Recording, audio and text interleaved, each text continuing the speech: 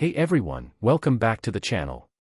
Today I want to talk about something that trips up a lot of retail investors, inverse leveraged ETFs, especially the ones like HOD.TO. A lot of people see these products as easy ways to make money when the market drops, but the reality is far more dangerous. Let's start with what just happened. HOD.TO, the Beta Pro crude oil inverse leveraged daily bear ETF, recently completed a 1-4-25 reverse stock split. After trading closed on May 22, 2026, the fund consolidated every 25 old shares into one new share. From May 25 onward, it began trading at the new, much higher price.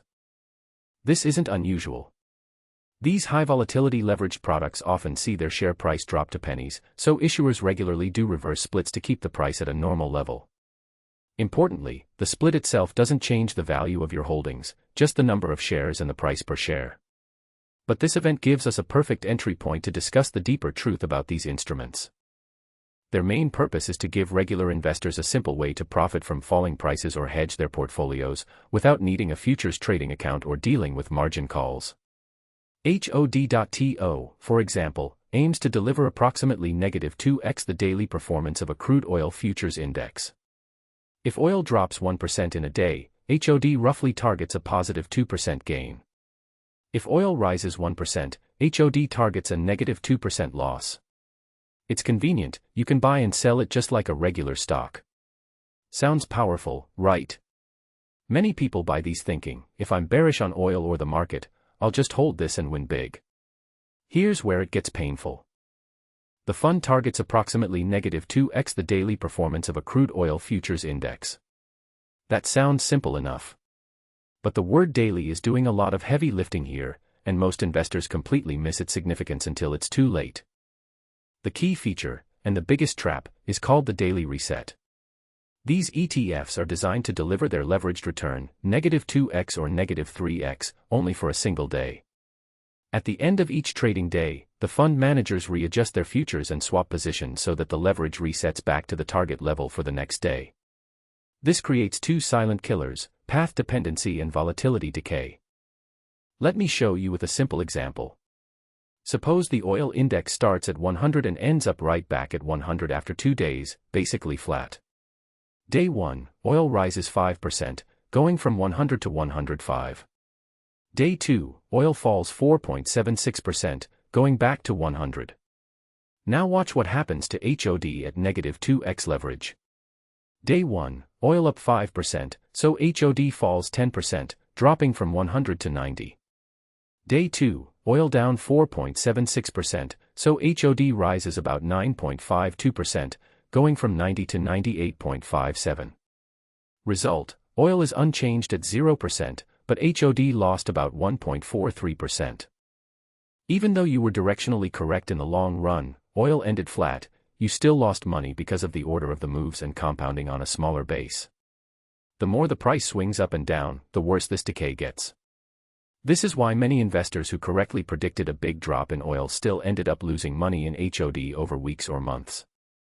The second silent killer is volatility decay, also called beta slippage. The higher the daily swings, the more the fund bleeds value over time, even if the underlying asset ends up flat or moves in your direction. This is a structural feature of all daily reset leveraged products, not a bug. A -10% day requires a positive 11.1% just to get back to even, not 10%. Higher leverage multiplies this asymmetry dramatically, and long holding periods amplify the decay exponentially. Whether it's SQQQ at -3x Nasdaq, SPXS at -3x S&P 500, gold inverse ETFs, or natural gas bear ETFs, the vast majority of daily leveraged and inverse products work exactly the same way. The higher the leverage, and -3x is much worse than -2x or -1x, and the longer you hold them, the more severe the decay becomes. They are built for short-term trading, not long-term investing. Here are some of the most commonly traded inverse leveraged ETFs. All of them use daily resets. All of them suffer from volatility decay. The only difference is how fast the damage accumulates. If you still want to use these tools, treat them like a tactical weapon, not a long-term investment. Here is a realistic strategy for anyone who is considering these products. Inverse leveraged ETFs do have legitimate use cases, but they are narrow. First, short-term bearish trades lasting 1 to 5 trading days. Second, event-driven opportunities, such as OPEC surprises, strong economic data releases, or major geopolitical shifts where you expect a quick move. Third, portfolio hedging, using a small 5 to 10% allocation to protect your main long positions during a downturn. That's it. Never as a core long-term position. If you do trade these products, you need strict risk rules, and you need to follow them without exception. Never put more than 5 to 10% of your total capital into any single inverse ETF. Set strict stop losses and exit if you are down 15 to 20%. Set a maximum holding period, no more than 10 trading days is a reasonable ceiling. And always take profits when you hit your target. Don't get greedy. For longer-term bearish views, there are better tools. Consider put options for defined risk downside exposure. You know your maximum loss up front and there is no daily decay destroying your position. Or simply reduce your long exposure rather than adding a leveraged short. If you do trade inverse ETFs, combine them with technical analysis, use clear catalysts before entering, and keep detailed records of every trade so you can learn from path dependency firsthand. Ordinary investors should seriously think twice before touching these products. Inverse leveraged ETFs have a nasty habit of turning the feeling of I was right about the direction into the painful question of why am I still losing money.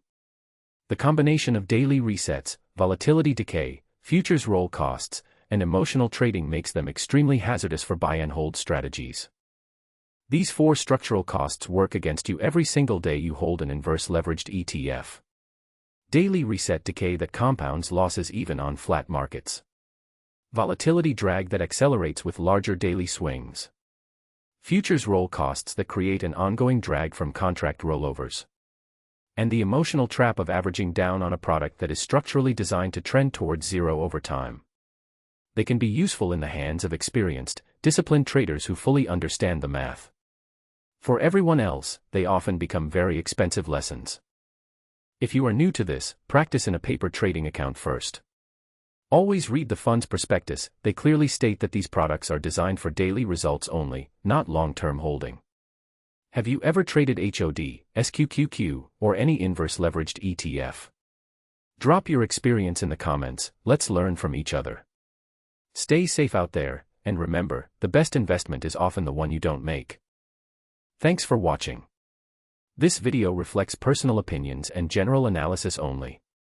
Nothing here constitutes financial or investment advice. Always do your own research and consult a qualified financial advisor before making any investment decisions. If you found this helpful, hit like and subscribe for more straightforward finance insights. See you in the next one.